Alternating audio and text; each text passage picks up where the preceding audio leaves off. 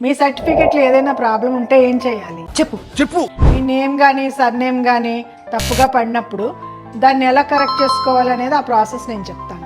First మీరు చదువుకున్న ఇన్స్టిట్యూషన్కి ఒక రిటన్ అప్లికేషన్ పెట్టాలి. అందులో మీ సరైన పేరు, సరి చేయాల్సిన నేము, ఎందుకు సరి చేయాలి అని ఒక కారణం కూడా రాయాలి. మీరు దానికి తగిన సపోర్టింగ్ డాక్యుమెంట్స్ని మీ పేరుని వెరిఫై చేయడానికి పెట్టాలి. అవేంటంటే birth certificate, TC, Aadhaar card, passport ఉంటే మరీ బాగా యూజ్ అవుతుంది. And SSC marks memo, family members ID, affidavit. దీని గురించి నేను ముందే చెప్పాను కదా మీకు. మీరు బోర్డ్స్, యూనివర్సిటీస్ ఇచ్చే కరెక్షన్ ఫామ్ నింపాలి. ఒరిజినల్ సర్టిఫికేట్ని సబ్మిట్ చేయాలి. కొన్ని ఇన్స్టిట్యూషన్స్ కరెక్షన్ కోసం కొద్దిగా ఫీజు అడుగుతాయి.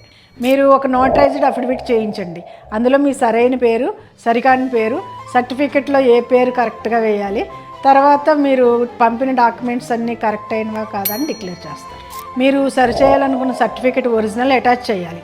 అది ఒక 20-40 డేస్లో మీకు సర్టిఫికెట్ కరెక్షన్ అయ్యి మీకు వస్తుంది. ఇలాంటి వాల్యుబుల్ ఇన్ఫర్మేషన్ కోసం ఫాలో చేయండి.